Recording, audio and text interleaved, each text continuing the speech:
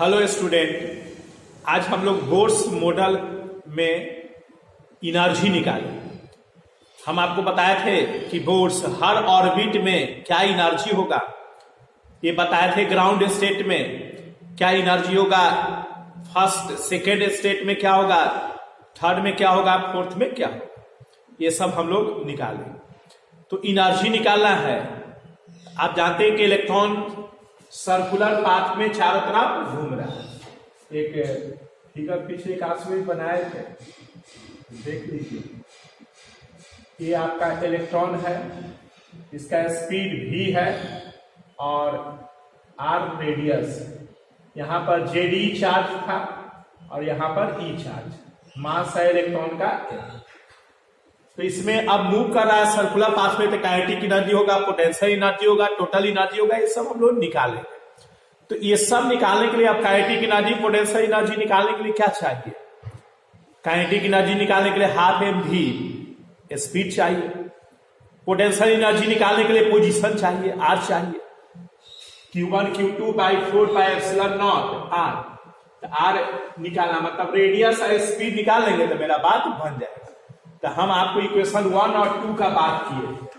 तो फर्स्ट में आइए कुछ हम लोग देखते हैं। रेडियस या आपका फर्स्ट में हमारा दो इक्वेशन था। एक था फर्स्ट में लिखे थे ZE square by 4 pi epsilon naught r is equal to mv square, ये equation 1।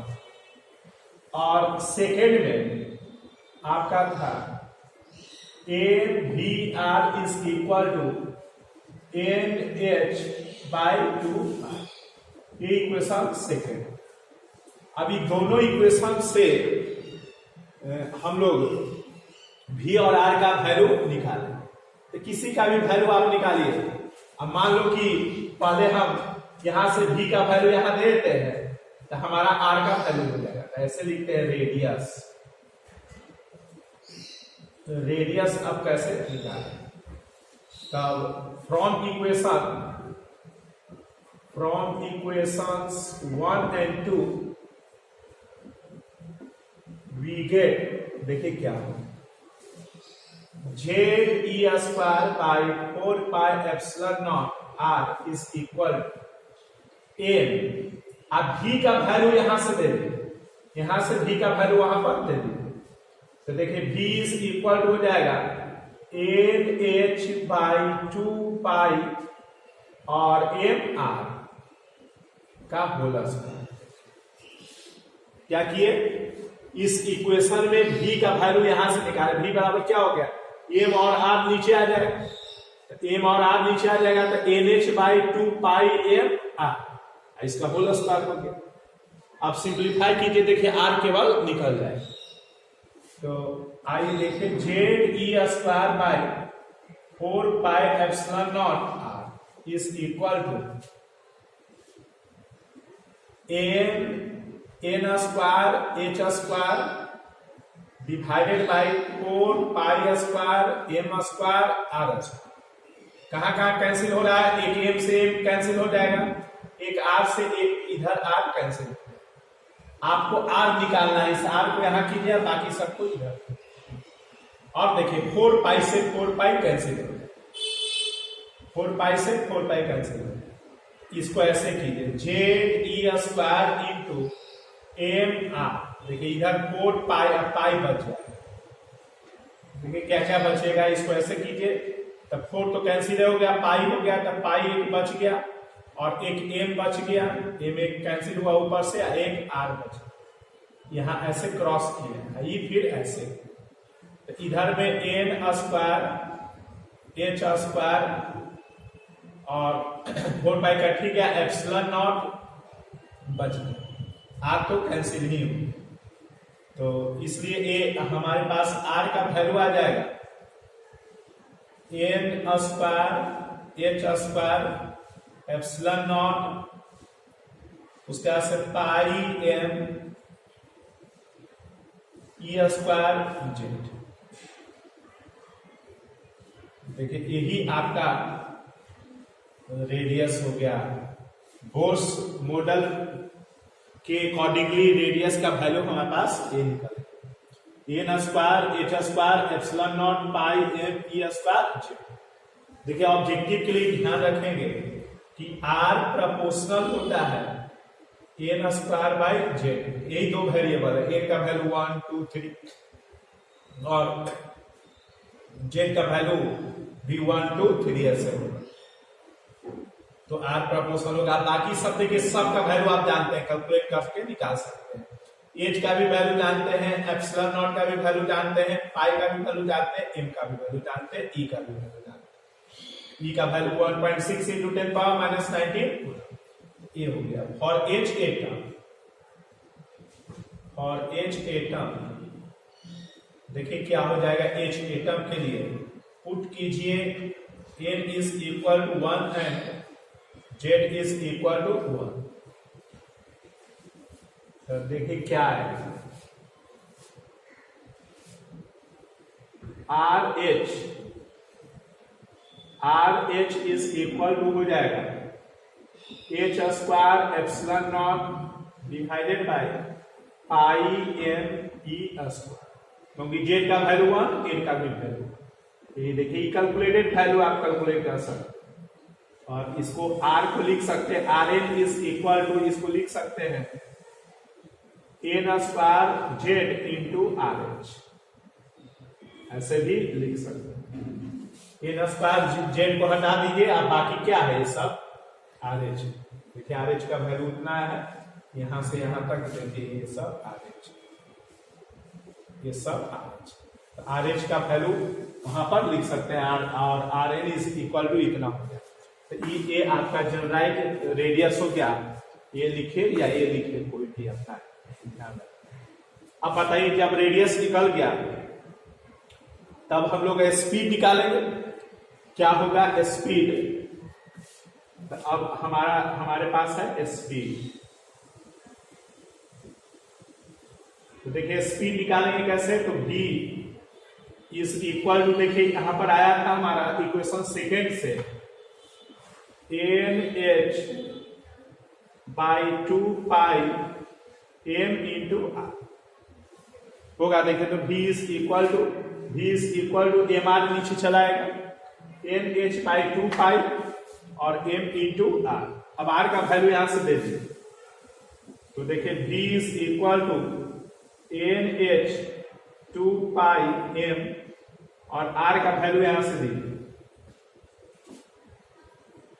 N square H square epsilon naught divided by pi M E square Z.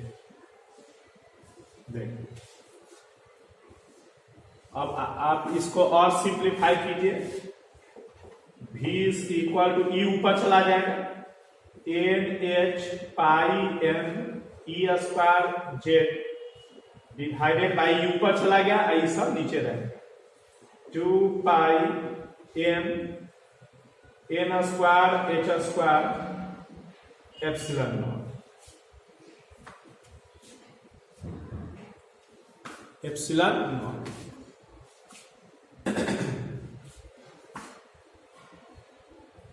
M M pi pi, H से एगो H cancel हो गया, N से एगो N cancel हो गया। देखिए अब क्या क्या बचेगा, तो आपका v इज इक्वल टू बच जाएगा, एन कैंसिल ही हो गया, एच कैंसिल ही हो गया, पाई कैंसिल ही हो गया, एम कैंसिल ही हो गया, ई बचा। देखिए एकदम ई स्क्वायर जेड ऊपर में बच गया, और नीचे में 2 एम कैंसिल ही हो गया, एच और एन एक को बचा हुआ है, तो एच एप्सिलॉन नॉट एन। देखिए ये दोनों तीनों बच गए, बाकी सब कैंसिल हो गया 2। यही देखिए आपका v का वैल्यू हो गया। स्पीड हो गया इलेक्ट्रॉन का सर्कुलर पाथ में, क्या उसका स्पीड होता है, मतलब वेलोसिटी का मैग्नीट्यूड हो। वेलोसिटी तो हर पॉइंट पर क्या कर रहा है, चेंज कर रहा है।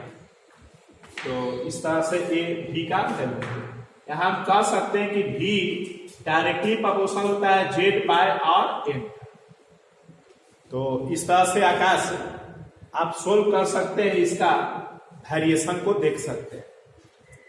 आकाश देखते हैं कि सोते हैं, पता नहीं चलता है।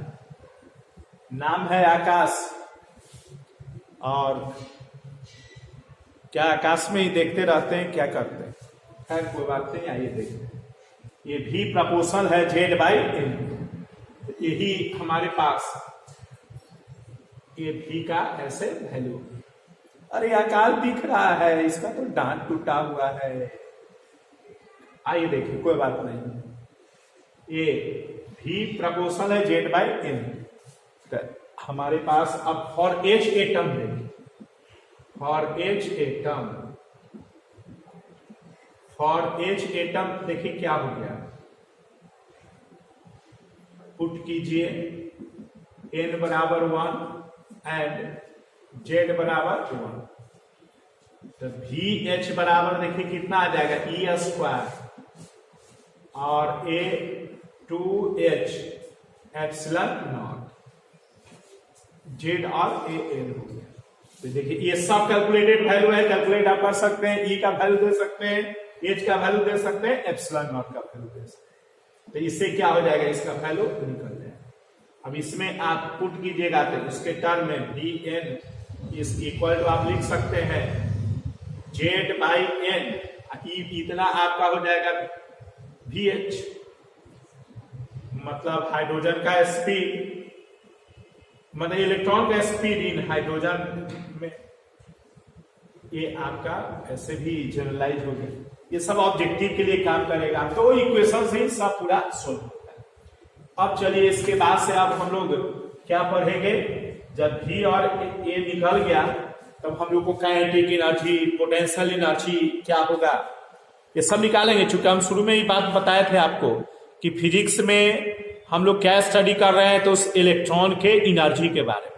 जो अपने घर में रहता है इलेक्ट्रॉन, भाई कैसे रहता है, वो स्थिर नहीं रहता है, चारों तरफ घूम रहा है। तो घूम रहा है तो उसके पास तो एनर्जी होगा ही, kinetic energy.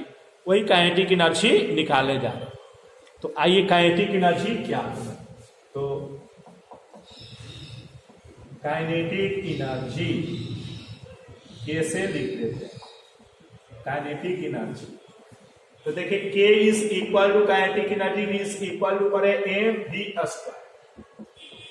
K is equal to half M, आप V का वैल्यू दे दीजिए, V का वैल्यू अभी आया है यहाँ पे, E square Z 2h epsilon naught M, इसका होल स्क्वायर। सिंप्लीफाई कीजिए और देखिए क्या आता है। The kinetic energy is equal to half M E 4 Z square 4h square epsilon naught square N square. देखिए सबका स्क्वायर हो जाएगा, क्योंकि ऊपर में होल स्क्वायर। कुछ कैंसिल, नो कैंसिल। तो आइए देखते हैं K is equal to M E 4 Z square divided by 8 हो जाएगा। ये देखिए मल्टीप्लाई होगा, 8 हो जाएगा h square epsilon naught square N square. देखिए यही आपका काइनेटिक एनर्जी आ गया, ये आपका काइनेटिक एनर्जी आ गया। काइनेटिक एनर्जी का एक वैल्यू आ गया। अब बताइए काइनेटिक एनर्जी आ गया, तो इसमें भी आप कह सकते हैं कि K प्रोपोर्शनल है किसके, Z square by N square, Z square N square. बाकी सब देखिए कांस्टेंट है, सबका वैल्यू है। लिखिएगा, सोल्व कीजिएगा फर्स्ट से, जेड स्क्वायर और ए एन स्क्वायर। ये काइनेटिक एनर्जी का हो गया। फॉर एच एटम देखिए, फॉर एच एटम देखिए क्या हो जाएगा, Z is equal to 1 and N is equal to 1। K H is equal to M E 4 divided by 8 H square epsilon naught square, Z का value 1, N का value 1। तो ये हमारे पास के एच का वैल्यू हो गया। ये भी कैलकुलेट कर सकते हैं, मास का वैल्यू 9.1 इंटू 10⁻31 के। ई का वैल्यू आप जानते हैं, एच लिख ही दिए थे पिछले क्लास में 6.67 इंटू 10⁻34। एप्सिलॉन नॉट का वैल्यू आप जानते ही हैं। तो ये इस तरह से इस पर वैल्यू कैलकुलेट कर सकते हैं, और इसको ऐसे भी लिख सकते हैं इसके टर्म में। तो इसी को के एन लिख देते हैं। एन मतलब हो गया एन ऑर्बिट के लिए, तो के एन इज इक्वल टू इतना हो गया आपका K H into Z square N square. यही आपका काइनेटिक एनर्जी का वैल्यू हो गया। ये हमारे पास काइनेटिक एनर्जी ये आ गया। अब उसके बाद से हम लोग पोटेंशियल एनर्जी का बात करें। तो देखिए पोटेंशियल एनर्जी इसको हम यू से लिखते हैं। आइए देखते हैं पोटेंशियल एनर्जी क्या है। देखिए पोटेंशियल एनर्जी क्या पर है, चार्जेस के बीच में होगा यहां पर। तो चार्ज के बीच में पोटेंशियल एनर्जी क्या होगा, तो देखिए आप चार्ज के बीच में potential energy Q1 Q2 by 4 pi epsilon naught R. तो देखिए Z E Q1 Q2 by 4 pi epsilon naught R. यही ना होगा, ये गलत हो गया। देखिए इसमें Q1 Q2 का साइन भी टेक करते हैं, चूंकि स्केलर क्वांटिटी है इसे साइन टेक करेंगे Q1 Q2 का। तो इसलिए ए Q1 तो हमारे पास जेडी है, पॉजिटिव रहेगा, लेकिन ए क्या है, इलेक्ट्रॉन है, तो इसलिए ए माइनस होगा, इसलिए यहां पर माइनस होगा, इसलिए ध्यान देना है सब। अब देखिए ये U is equal to minus Z E square by 4 pi epsilon naught R. देखिए पोटेंशियल एनर्जी हो गया। अब इसमें कौन नहीं है पता, आर का वैल्यू। आर का वैल्यू वहां से सब्स्टिट्यूट कीजिए। तो देखिए U is equal to minus Z E square by 4 pi epsilon naught. R का वैल्यू देखिए वहां से दे दीजिए N square H square epsilon naught, N square H square epsilon naught pi M E square Z. देखिए ये आपका R का वैल्यू हो गया N square H square epsilon naught pi M E square Z. Simplify कीजिए, U is equal to minus Z E square. ई सब ऊपर चला जाएगा, एक बार काटिएगा, पहले ऊपर कर लेते हैं ई स्क्वायर जेड, और नीचे में हो जाएगा आपका 4 pi epsilon naught N square H square epsilon. देखिए ये ऐसे हो जाए। अब इसको सिंप्लीफाई करेंगे तो देखिए क्या आता है, आगे देखिए। आइए देखते हैं पोटेंशियल एनर्जी का कैलकुलेशन। तो ये इतना आएगा। अब इसमें क्या क्या कैंसिल हो रहा है सो देखिए। तो कैंसिल हो रहा है, तो आपका पाई से पाई कैंसिल हो गया, जेड ई स्क्वायर नीचे में ई स्क्वायर तो नहीं है, तो जेड ई स्क्वायर में सही रह जाएगा। एम ऊपर में नीचे में नहीं है, वो सही रह जाएगा। ई तो है ही नहीं, जेड भी नहीं। तो अब देखिए सबको लिख देना है। तो जे एम ई 4 ये आपका potential energy you is equal हो जाएगा माइनस एम ई 4, उसके बाद जेड स्क्वायर, फिर हो गया जेड मिल करके Z square, M E 4 Z square. नीचे में हो जाएगा 4 epsilon naught 4 H square epsilon naught square और एन स्क्वायर। ये देखिए यही आपका उसका पोटेंशियल एनर्जी, पोटेंशियल एनर्जी। मतलब जब इलेक्ट्रॉन चारों तरफ मूव करता है ग्राउंड स्टेट में या किसी भी स्टेट में, तो वैसा वैल्यू जो दूसरे स्टेट में रहेगा तो आपका एक का वैल्यू 2, 3 ऐसे करके हम लोग को पड़ेगा। तो पोटेंशियल एनर्जी इतना हो। अब आइए इसमें बात करते हैं टोटल एनर्जी, जिसको हम मैकेनिकल एनर्जी भी कर सकते हैं। अब देखिए टोटल एनर्जी ई लिखते हैं, तो ई बराबर हो जाएगा kinetic energy plus potential energy. अब देखिए total energy is equal to kinetic energy potential me4 z square by kinetic energy का वैल्यू लिख दीजिए, अभी निकाले हैं 8h square epsilon naught square n square. ये माइनस हो जाएगा, इसमें आगे माइनस है, तो me4 z square divided by 8 4 h square epsilon naught square n square. तो E इज इक्वल टू हो जाएगा 8 एलसीएम हो जाएगा 8h square epsilon naught square n square. ये सब टर्म एक ही है, केवल डिजिट का इसमें 8 है, इसमें 4। 8 हो गया me4 z स्क्वायर, माइनस यहाँ 2 हो जाएगा 2me4 z स्क्वायर। सिंप्लीफाई कीजिएगा तो देखिए 1 में से 2 में से 1 गया, यही है एक तरह से, तो minus me4 z square divided by 8h square epsilon naught square n square. देखिए यही टोटल एनर्जी आ गया। टोटल एनर्जी ये आपका आ गया। इसमें फॉर एच एटम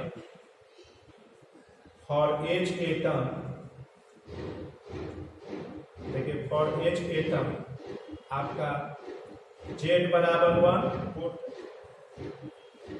और n इज इक्वल टू 1, तो EH बराबर हो जाएगा आपका माइनस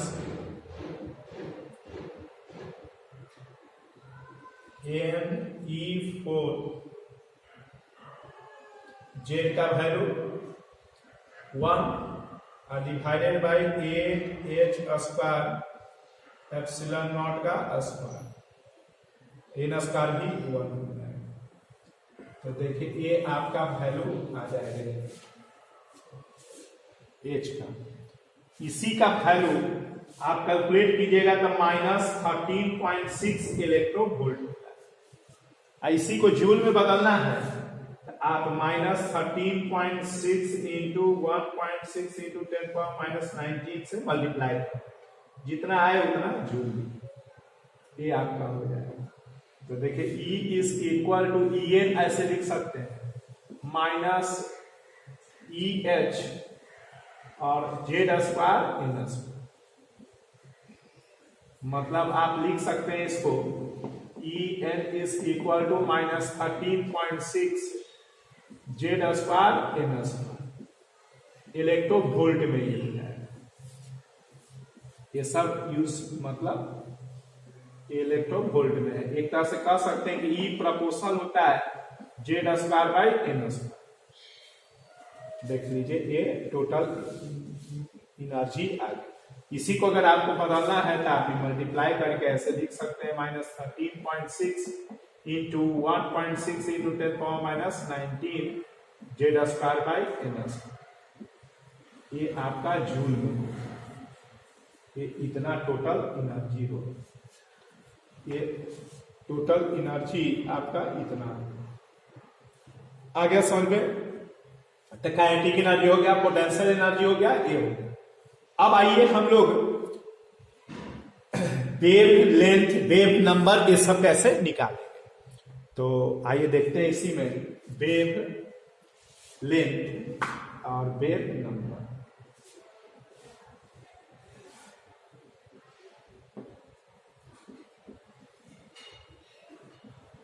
वेव लेंथ लेमडा को हम लोग निकालेंगे, फिर वेव नंबर। तो देखिए वेवलेंथ हम लोग फ्रॉम इक्वेशन तीसरा जो लिखे थे, from equation third we get, देखिए क्या था, E2 minus E1 is equal to H into frequency. तो फ्रीक्वेंसी भी आप यहां से रहेगा तो E2 E1 का वैल्यू देगा कि आप फ्रीक्वेंसी भी निकाल सकते हैं।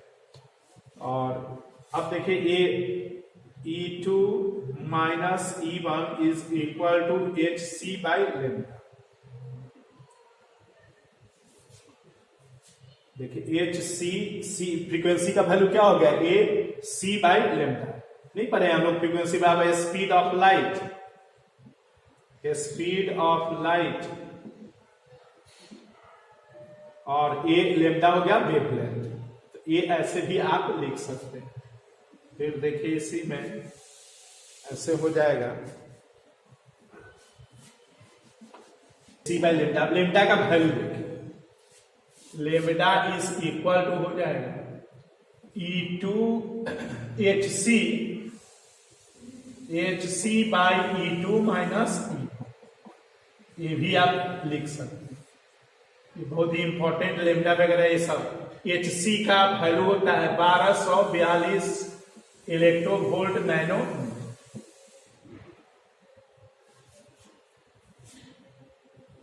नैनोमीटर। ये कैलकुलेट है, H और C का वैल्यू आप निकालिएगा कितना आ जाए।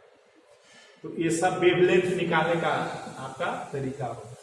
एक और इसका देखिए फॉर्म होगा, HC by lambda is equal to मेरा है E2 माइनस E। तो देखिए इसमें लिखेंगे HC by lambda is equal to,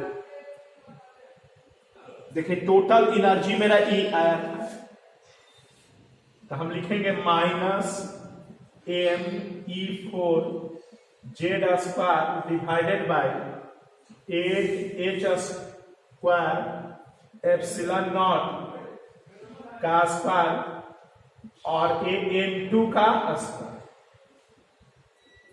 N2 है, चूंकि E2 है तो N2 लिख दिया। नेक्स्ट हायर ऑर्बिट होगा, E2 मतलब ही नहीं कि सेकेंड ऑर्बिट। ये 1 और 2 का मतलब होता है next higher orbit.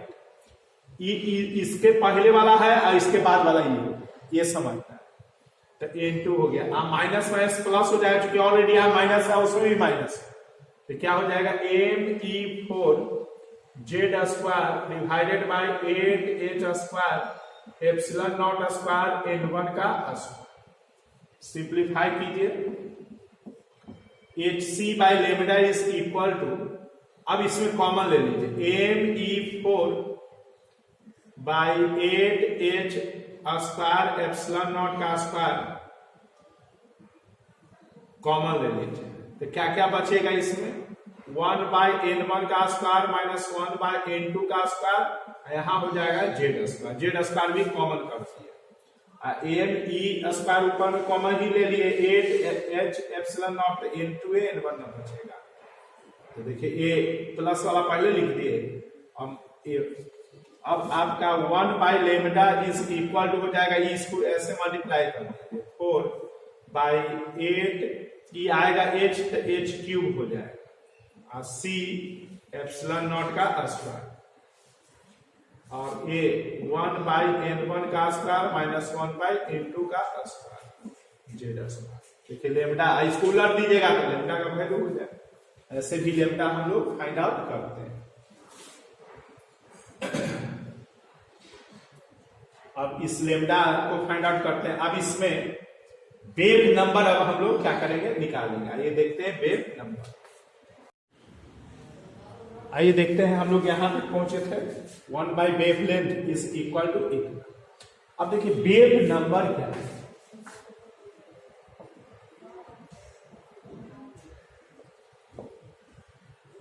Wave number को v पर ऐसे बार से डी होता है। तो देखिए wave number is equal to होता है 1 बाई लेम्डा।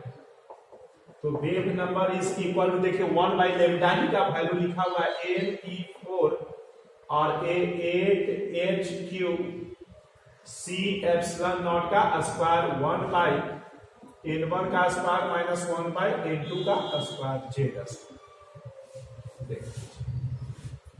एक तरह से देखिए वेव नंबर का ये वैल्यू आ गया। ये देखिए वेव नंबर का वैल्यू। अब देखिए ये आपका पूरा जो है ये आपका एक कांस्टेंट है, सबका वैल्यू दिया है आप Me48HQC सबका वैल्यू आप जानते हैं, इसको गुना करके बनाइएगा तो आपका निकल जाएगा। तो ये आपका रेडबर्ग कांस्टेंट कहलाता है, ये इतना। तो ऐसे हम लिख सकते हैं V wave number is equal to R 1 pi N1 का स्क्वायर माइनस 1 पाई N2 का स्क्वायर Z स्क्वायर। देखिए ये आपका हो गया, शॉर्ट में हम लोग याद रखेंगे R इज इक्वल टू हो जाएगा Me4 divided by 8HQC epsilon naught square. इतना का वैल्यू आता है आपका 1.0973 इंटू 10 पावर 7। क्या है, वेव नंबर 1 बाय वेवलेंथ है, माने पर मीटर हो जाएगा, पर मीटर हो जाएगा 1.0973 इंटू 10 पावर 7। ये आपका वैल्यू आता है, तो कैलकुलेट करने का है ये, इसको हम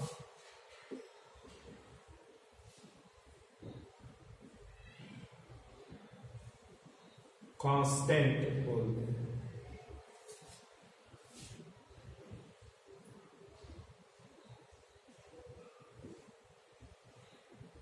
रेडबर्ग कांस्टेंट, ये आपका एक आ गया वेव नंबर है।